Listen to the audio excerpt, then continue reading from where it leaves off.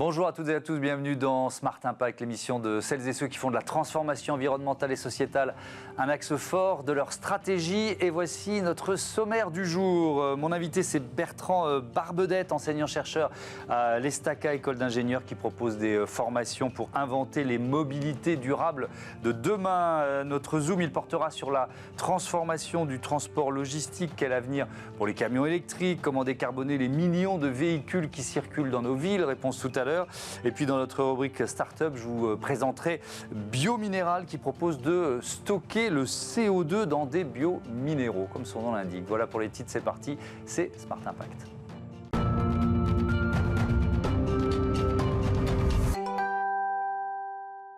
L'invité de Smart Impact, c'est Bertrand Barbedette. Bonjour. Bonjour. Bienvenue, vous êtes enseignant-chercheur à l'ESTACA. C'est donc une école d'ingénieurs, c'est ça? Voilà, donc une école d'ingénieurs dans le domaine du transport et des nouvelles mobilités. Oui. Donc on forme sur plusieurs axes donc du transport, de la filière de transport, donc l'aéronautique, l'automobile, le naval, l'aérospatial et puis le ferroviaire. Ouais. On va beaucoup parler de mobilité à 4 roues automobile, mais tiens, un mot sur l'aviation, parce qu'on sait que l'équation de l'avenir du transport aérien est quand même compliquée à résoudre. À quel point on a fait des progrès, par exemple dans la motorisation, dans le poids des avions? Qu'est-ce qu'on a pu faire évoluer depuis 20 ou 30 ans? Aujourd'hui, de toute façon, les deux axes majeurs pour l'aéronautique, c'est l'allègement de la structure. Moins on met de masse, moins on va consommer d'énergie. Ouais. Et puis la deuxième chose, bien sûr, c'est la motorisation. Donc remplacer le kérosène par de nouveaux carburants. Donc aujourd'hui, c'est en plein essor. Et puis il y a aussi des visions sur la partie électrique. On a appris là dernièrement que Safran a déjà inventé un nouveau moteur électrique pour la petite, en tout cas du petit aviation civile.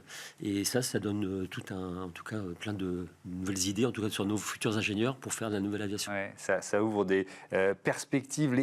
Les enjeux de mobilité, c'est au cœur de l'ESTACA. Est-ce que depuis quand vous parlez aussi d'environnement? Vous voyez ce que je veux dire dans les modules, dans les enseignements que vous proposez? Alors, en fait, l'environnement, on va le voir au travers déjà fatalement de ce qu'est la transformation de l'énergie. Donc, quand on fait du transport, il faut de l'énergie pour se mouvoir. Donc, cette énergie, effectivement, au début, on était plutôt sur de la transformation dite énergie thermique, c'est-à-dire on prend un carburant, on le fait exploser et ça fait du mouvement et on avance. Effectivement, tout ça, on en connaît maintenant les dégâts environnementaux. Donc aujourd'hui, en tout cas, des grands axes ont été pris sur l'électrification de la mobilité. Et donc, à l'ESTACA, ça fait déjà depuis 15 ans qu'on parle déjà de l'électromobilité. Bien sûr sur le transport terrestre, et puis on regarde sur les autres axes qui est possible. Donc l'électromobilité, au début, c'est passé plutôt par de l'hybridation de la mobilité. C'est-à-dire, en fait, on passe du moteur thermique à un moteur électrique. Mais il y a eu des solutions intermédiaires qui sont déjà connues depuis des dizaines d'années. Et puis, progressivement, maintenant, on arrive à la totalité d'une mobilité qui est totalement électrique. Est-ce que quand on est dans une école d'ingénieurs, on est forcément techno-solutionniste, ou est-ce qu'on intègre quand même l'idée qu'on doit aussi changer nos comportements, aller vers de la sobriété, prendre un peu moins l'avion, etc., etc. Alors, voilà ce qu'on attend.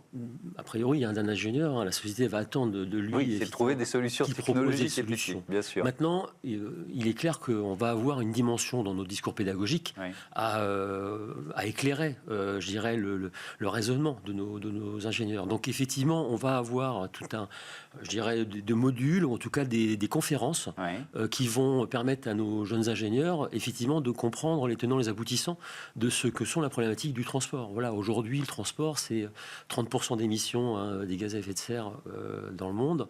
Donc, on sait que c'est un tiers de la problématique dans le monde. Donc, comment l'ingénieur va se positionner par rapport à ça? Un tiers de la problématique et donc un tiers de la solution aussi. C'est en ça que ça doit être assez excitant de relever ces défis. Alors, on va prendre un exemple parce qu'il y a ce défi lancé par l'ADEME qui s'appelle l'extrême défi auquel l'ESTACA participe, je crois, depuis plusieurs années. C'est ça? C'est quoi l'extrême défi? Alors, l'extrême défi, c'est donc un challenge qui est lancé effectivement par l'ADEME depuis maintenant 3 ans. Ce challenge, en fait, c'est de dire comment on peut rouler en étant 10 fois, voire 100 fois plus, je dirais, vertueux. Ouais. En tout cas, ou en consommant beaucoup moins. Exactement. Ouais. Donc, fatalement, ça passe par plutôt une idée de dire qu'on va faire des véhicules qui seront entre des vélos et la voiture. D'accord. Donc aujourd'hui, il y a tout un tas de petites solutions qui commencent à émerger. Alors quand je dis solutions, entre guillemets, c'est les solutions des gens qui sont dans leur garage, qui font leur propre véhicule, mais aussi des solutions qui sont beaucoup plus, je dirais, industrialisées, où on voit comme les Stellantis ou des Renault ont déjà proposé des solutions comme ça depuis déjà une dizaine d'années, mais qui ont laissé toujours un petit peu ces solutions, je dirais, entre parenthèses, parce qu'effectivement, la réglementation n'était pas encore, je dirais, là en train de dire il faut avoir ces solutions. Aujourd'hui, ça bouge fortement. Dans les villes, on a de plus en plus de zones à faible émission. Donc, il faudra des véhicules qui consomment le moins pour transporter les personnes, mais aussi pour transporter les marchandises. Et donc, l'extrême défi, en fait, c'est de promouvoir une filière, si possible, française, pour développer ces véhicules, mais à l'échelle industrielle. Oui, alors c'est ça qui est intéressant. On va d'abord parler de la théorie, puis ensuite, effectivement, des liens avec les entreprises. On n'est pas seulement dans le jus de crâne, j'allais dire. Pardon, c'est un peu trivial. Mais donc là, par exemple, il y a un projet qui s'appelle Novacycle. Ça ressemble à quoi? Enfin, faut nous décrire un peu ce sur quoi travaillent vos élèves, vos ingénieurs. Alors voilà, donc on a profité, nous, effectivement, de ce challenge qui est proposé par l'Extrême Défi pour faire participer nos étudiants donc, autour d'abord d'une réflexion. Donc cette réflexion, c'est pas uniquement que je dirais, des solutions techniques, d'ingénierie, c'est aussi de trouver et de dire on travaille bien à un contexte global qui va bien sûr répondre à une problématique environnementale, mais aussi à une problématique d'usage. Derrière, Novacycle, en fait, c'est de dire on va développer à l'école une plateforme qui pourrait être utilisée par d'autres écoles pour faire de différents types d'expérimentation. Par exemple, on a travaillé avec des écoles de design qui, eux, vont repenser l'intérieur, l'expérience, je dirais, de l'utilisateur pour ces nouvelles mobilités. Et cette plateforme, qui, elle, est purement de l'ingénierie, où il faut 4 roues, des moteurs, une direction, on va la mettre assez vide. C'est assez proche de ce qui se passe aujourd'hui dans le monde industriel. Quand vous achetez une voiture, en fait, plusieurs marques en fait, se partagent la même plateforme et on est à peu près dans la même idée. L'idée, c'est de dire, voilà, on va former nos étudiants à faire des plateformes, mais sur des véhicules dits intermédiaires, dans le cadre de l'extrême défi. Et qui pourront donc ensuite essaimer. Quel lien avec les entreprises, justement? C'est-à-dire à quel point vous êtes dans le concret ou dans l'industrialisation potentielle des solutions qui sont imaginées? Alors, on travaille avec des petites entreprises qui peuvent déjà proposer, industrialiser des solutions qui peuvent être des tricycles, vélos, jusqu'à des petites voitures électriques, mais qui ne sont pas encore aujourd'hui totalement arrivées sur le marché.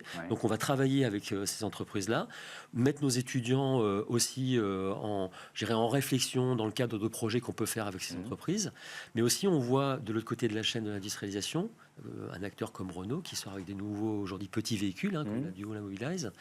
Et en fait, on va aussi regarder leur développement et profiter un petit peu de leur vision aussi d'ingénierie pour nourrir nos étudiants de leur réflexion. Mais est-ce que ça veut dire que les STACA, cette école d'ingénieurs, nouent des partenariats, par exemple, avec des entreprises ou avec des réseaux de transport, la SNCF, que j'en passe et les meilleurs, quoi? Alors oui, bien sûr. Alors donc on a tout un tas de partenariats avec des grands groupes, voire des petits industriels. Ces partenariats peuvent prendre plusieurs formats. Ça peut être de l'accompagnement dans le développement effectivement de solutions techniques, jusqu'à travailler sur des projets fins. Mais là, je dirais plutôt dans le domaine de la recherche, où là, dans nos laboratoires, on va pouvoir aussi répondre à ces questions-là. Il y a aussi ce salon là qui s'appelle le salon des véhicules légers, salon Véli, qui est organisé à Laval. Je crois qu'il s'est déroulé, c'était au mois de décembre. C'était au mois de décembre à Laval. 3e édition. Alors c'est quoi l'ambition? Qu'est-ce qu'on y trouve? Tous ces prototypes dont on parlait, des entreprises, des chercheurs qui discutent, c'est quoi l'idée? C'était exactement ça, c'est-à-dire retrouver d'abord avoir une place pour accueillir plus de 50 exposants. Et là aussi, on était des gens qui continuent à développer un véhicule dans leur garage, jusqu'à un Renault qui avait fait juste avant le mondial de l'auto et qui nous montrait exactement la même chose dans ce type de salon, pour donner l'intérêt de ce type de solution. Là, on va effectivement voir toutes les solutions possibles et ça donne déjà une sorte de réponse à l'imaginaire de la mobilité. C'est de dire, on a les véhicules devant nous, on avait une piste de d'essai, donc on pouvait aussi monter dedans, les tester sur une piste d'essai et se dire, voilà, est-ce qu'on se retrouve dans un usage comme si on avait un véhicule, est-ce que c'est un vélo, est-ce que c'est une voiture, comment je me retrouve dedans. Et ça, ce qui est très intéressant quand on fait des salons comme ça et qu'on fait de l'expérimentation, c'est qu'effectivement, l'expérience utilisateur va être généralement assez positive, parce qu'effectivement, on pense qu'on va, on va avoir un véhicule comme ça, on va dire, bon, bah, c'est un vélo, alors je vais avoir froid, il faut que je me couche, ça va être trop peut-être sportif. Et en fait, on découvre quelque chose de tout à fait nouveau par rapport à ce qu'on pourrait avoir, soit totalement dans une voiture ou totalement sur un vélo. Quelque chose d'assez intermédiaire, et vraiment, on a une expérience assez plaisante. Ouais. Mais est-ce que, dernière question sur on continue, ce que je comprends, c'est qu'on continue d'inventer de nouveaux modes de déplacement. Sauf que moi, les nouveaux modes de déplacement que j'ai vus apparaître depuis quelques années, c'est plutôt ludique, ou en tout cas pour un déplacement individuel. C'est possible d'inventer pour déplacer plus d'une personne, ou deux, ou trois, ou quatre. Vous voyez ce que je veux dire? Oui, alors la plupart des véhicules qui sont développés dans ce qu'on appelle les véhicules intermédiaires, on est plutôt sur soit du transport à la personne, mais deux personnes, ou un adulte et deux enfants, par exemple, ou alors aussi des marchandises. Donc on peut aller jusqu'à 200, 300 kilos d'emport. Ce qui est un enjeu majeur pour les centres-villes. Exactement. Et ça, effectivement, c'est un des axes importants, parce que c'est une quasi une obligation légale à un moment donné d'avoir ce type de véhicule. Donc on a ces deux possibilités de format, en tout cas de véhicules. Ouais. Dernière question, j'ai toujours une dernière question après la dernière question.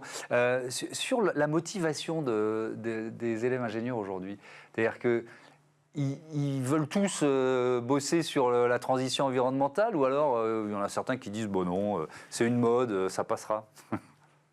Alors, je vais prendre le cas particulier des SACA. Nous les SACA, on va former à peu près 30% de notre promotion. Ce seront des ingénieurs qui vont aller dans le monde automobile. Ouais.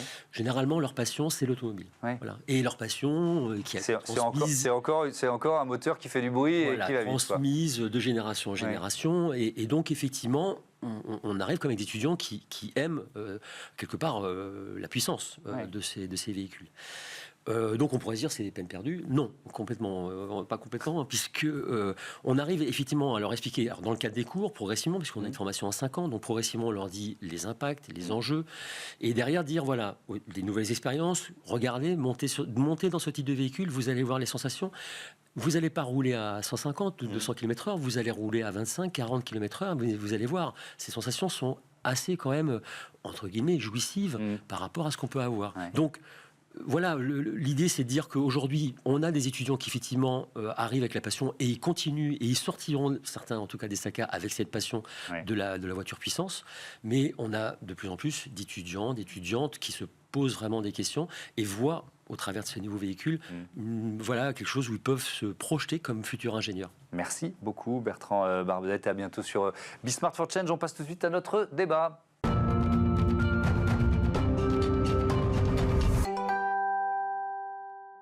Le Zoom de ce Smart Impact avec Bruno Clockner, bonjour. Bonjour. Bienvenue, vous êtes le directeur général de XPO France. On va parler évidemment de décarbonation du transport. C'est quoi XPO France ? Alors XPO France fait partie d'un grand groupe américain, XPO Logistique, en France. C'est 1,2 milliard de chiffre d'affaires. C'est la plus grande filiale derrière les États-Unis. Nous faisons partie donc de ce groupe américain et de l'Europe également. L'Europe, c'est plus de 3 milliards de chiffre d'affaires. Et donc en France, nous opérons sur plus de 110 sites. Donc 90 sites de transport. Et nous avons une flotte de 3000 camions, 7000 collaborateurs et voilà, et nous sommes très engagés dans la décarbonation. Alors justement, on va en parler parce qu'il y a à la fois évidemment la flotte de véhicules, les camions, et puis il y a aussi les sites d'embarquement, c'est ça, des marchandises. Donc c'est deux leviers importants et différents. Mais je voudrais commencer par la mobilité, avec un passage à l'électrique, c'est ça, de vos camions au fur et à mesure. C'est ce que vous êtes en train de faire ? Absolument. Alors l'électrique, mais pas que. Oui, il y a plein d'autres solutions, mais commençons par l'électrique. Alors si nous commençons par l'électrique, effectivement, en 2021, nous avons testé un porteur électrique et nous avons été conquis par la technologie et donc nous avons fait une commande en 2022 une commande de 100 porteurs électriques, principalement orientés logistique urbaine.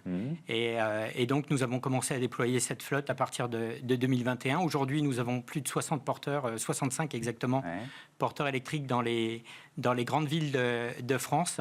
On pourrait se dire que le poids lourd électrique, c'est un peu futuriste, mais en fait, chez nous, ça existe depuis... Ça existe déjà. Oui. Mais alors, quelle taille de poids lourd? C'est-à-dire que, et puis après, j'aurais une autre question sur le poids des batteries. Mais d'abord, la taille de poids lourd, qu'est-ce que vous... ces tracteurs électriques, en quelque sorte, quelle charge ils peuvent emporter? Alors, ce sont des porteurs. Nous avons commencé par le porteur 16 tonnes, et puis ensuite, nous avons évolué vers le 19 tonnes. Pour mieux imager, ce sont les porteurs avec haillons qui livrent dans les villes. Et donc, ces porteurs vraiment destinés aux villes. Aujourd'hui, on a parcouru plus d'1 million de kilomètres, donc c'est vraiment en place, avec toutes nos stations, toutes nos agences qui sont équipées de bornes électriques, toute l'infrastructure électrique aussi. Et puis là, nous rentrons dans une nouvelle ère, puisque nous recevons maintenant les tracteurs électriques. Vous avez parlé de tracteurs. Et donc après le porteur, c'est le tracteur, et c'est le tracteur qui tracte les donc là, on parle de remorques, c'est ça. Et donc là, on est en poids, on est encore beaucoup plus lourd, c'est ça? Alors en poids, 19 tonnes le porteur, maintenant on est à plus de 40 tonnes. D'accord. Et donc, c'est une révolution. Donc on passe au 30, alors j'avais dit 36 tonnes, mais bon voilà, on passe aux 40 tonnes. Avec quel poids de batterie? Parce que c'est quand même une question majeure, quoi. C'était un des freins au passage à l'électrique pour le transport de marchandises. Alors effectivement, maintenant nous avons adapté nos porteurs, puisqu'en fait la question de l'autonomie se posait. Et en fait, elle se pose pas vraiment, puisque en logistique urbaine, vous faites très peu de kilomètres. Et donc, on a adapté le nombre de batteries sur le camion. Et nous avons opté pour un modèle de recharge lente la nuit. Donc un pack batterie moins lourd. Et donc, ça nous permet d'avoir des chargements assez habituels avec nos palettes pour livrer en grande ville. Ça, c'est bon pour les 19 tonnes, mais pour les 40 tonnes 40 tonnes, même chose. Et donc, aujourd'hui, nous avons plus de 10 tracteurs qui sont en service et qui sillonnent les routes, plutôt pour ce que l'on appelle du régional, donc de la plutôt courte distance de 200 à 300 km. Alors, c'est un engagement évidemment du groupe XPO, mais c'est aussi pour répondre à la demande de vos clients. Vous voyez ce que je veux dire? C'est-à-dire qu'il y a un effet domino des grandes marques qui veulent afficher un bilan carbone amélioré et qui donc disent à leurs transporteurs, faites quelque chose. Alors, à la base, c'est essentiellement basé pour nos clients. Il faut savoir que l'attente des clients en termes de décarbonation est très importante. On a une pression réglementaire, ZFE, ETS ou SEC. Donc toutes ces normes réglementaires pèsent sur nos clients, sur nous, sur tout l'écosystème. Et donc on se doit de proposer un mix énergétique. On a parlé de l'électrique, mais aujourd'hui, chez nous, chez XPO, notre stratégie, c'est multi-énergie. On doit... Pas que l'électrique, il y a du biogaz, il y a des biocarburants, etc. Exactement. Et donc, nous avions du gaz, nous étions déjà pionniers dans le gaz. Et aujourd'hui, nous évoluons vers l'électrique, mais nous avons aussi évolué vers le HVO. Et on se doit aujourd'hui, pour nos clients, d'avoir toutes les énergies qui sont représentées chez nous. Donc, c'est une véritable révolution, puisqu'il a fallu former les équipes. Il faut savoir que nos équipes maintenant sont en première ligne avec nos clients et doivent expliquer à quoi correspondent les différentes énergies en fonction des différents flux. Donc c'est une problématique assez nouvelle où il a fallu emporter toutes les équipes dans cette transformation. Est-ce qu'il faut aussi former les conducteurs? Oui, absolument. Nous avons une formation. C'est pas la même conduite, quoi. C'est pas tout à fait la même conduite, surtout que ces véhicules-là sont hyper équipés. On a à l'intérieur du camion une caméra avec une vue à 360 degrés autour du camion. Vous avez, et puis il faut le dire, ce camion, c'est aussi, vous faites allusion donc à nos conducteurs et conductrices, et ça c'est important, puisque la grande surprise, c'est l'adoption des conductrices et des conducteurs, et donc le confort dans le camion, et donc le progrès social que fournit Pourquoi ce c'est camion. Moins bruyant? Moins bruyant, pas d'émissions. Imaginez quand un conducteur en zone urbaine s'arrête avec le camion, les émissions de gaz, d'échappement, aujourd'hui ils n'ont plus ça.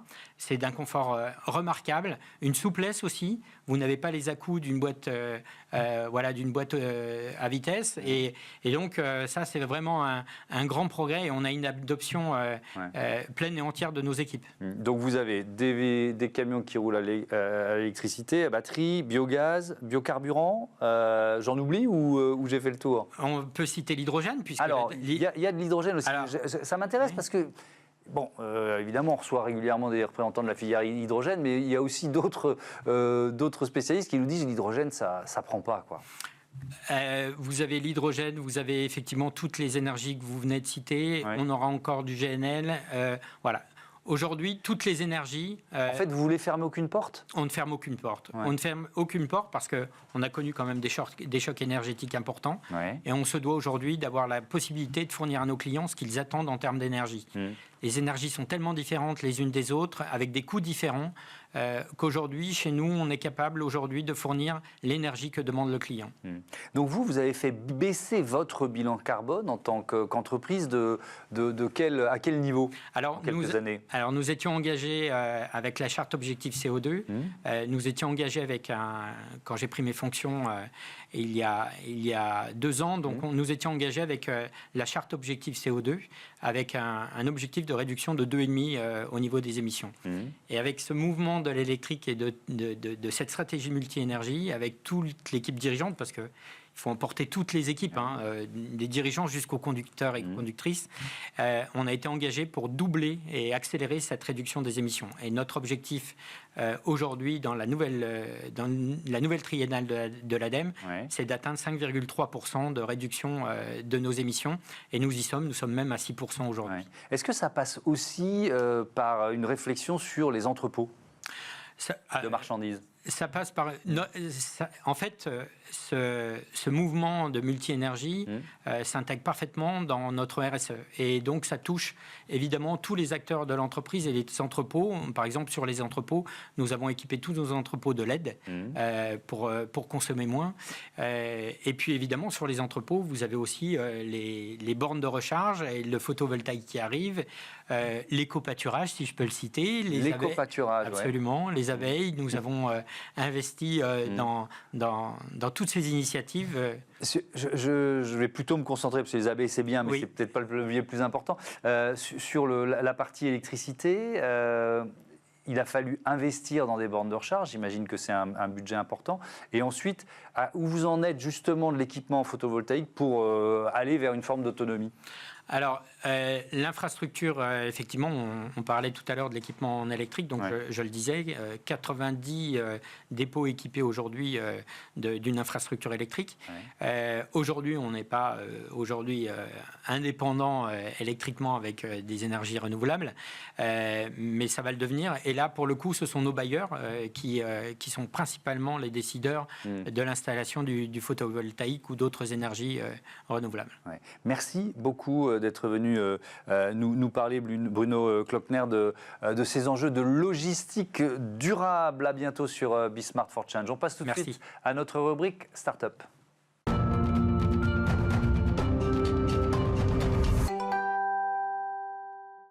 Smart Ideas avec Caroline Thaler, bonjour. Bonjour. Bienvenue, vous êtes fondatrice, présidente de Blue Mineral, créée en novembre 2023 avec...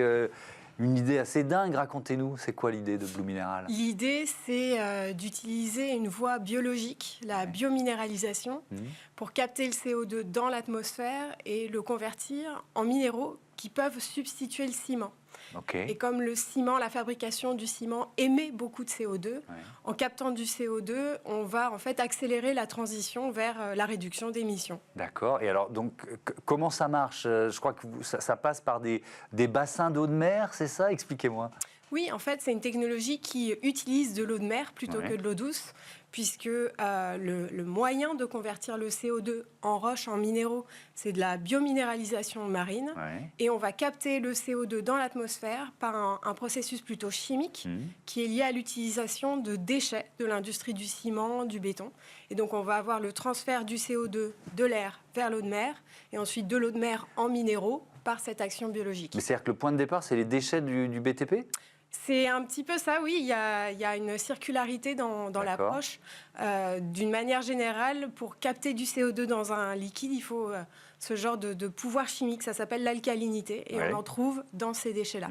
En fait, vous vous inspirez de ce que fait l'océan.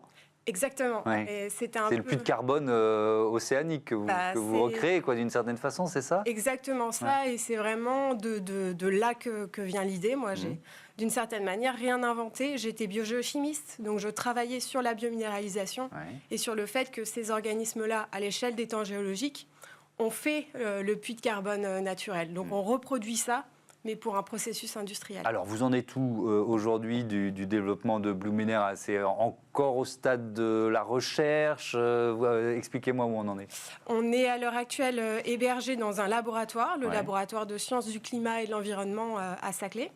Et donc, on est à l'échelle de la démonstration, donc la preuve de concept. On a déposé un brevet et on essaye là de travailler sur le pilote. Alors, justement, l'étape suivante, c'est le pilote. Donc, un premier bassin pour tester la technologie, c'est ça? C'est ça, en fait, tester toute l'intégration, donc de la capture à la fabrication du minéral. À l'heure actuelle, nous, on essaye de démontrer aujourd'hui qu'il a les propriétés pour être aux normes de l'industrie du ciment, pour accélérer son adoption et avoir un pilote, donc quelques mètres carrés, sous serre, en bord de mer. Et donc, si on se projette un peu dans l'avenir de ce que pourrait être Blue Mineral, qui est une toute jeune entreprise, on le comprend bien, c'est un processus long que vous anticipez. En vous écoutant, je pense, par exemple, là, j'ai reçu pas mal de chercheurs ou de personnalités innovantes en matière de santé. Je suis toujours frappé par la lenteur ou la longueur du processus entre l'idée de départ et puis la commercialisation. Vous vous placez dans quelle temporalité ? En fait, je pense que dans notre cas, donc les climate tech, c'est-à-dire les solutions qui sont là pour apporter une diminution, une réduction des émissions de CO2, il faut qu'on agisse extrêmement vite pour permettre d'atteindre net zéro en 2050. Et donc, il va falloir monter à l'échelle très vite. L'idée, c'est qu'il y a tout un tas de politiques publiques qui sont mises en place pour limiter les émissions de CO2 et pour accélérer aussi l'avènement de ces innovations. Donc, je ne sais pas en temps normal à quelle vitesse on aurait pu monter à l'échelle, mais il va falloir aller vite. Dans ce contexte-là, il faudra aller vite. Oui, mais alors avec quel argent ? Voilà, il y a des investisseurs privés qui investissent aujourd'hui dans ces sujets-là.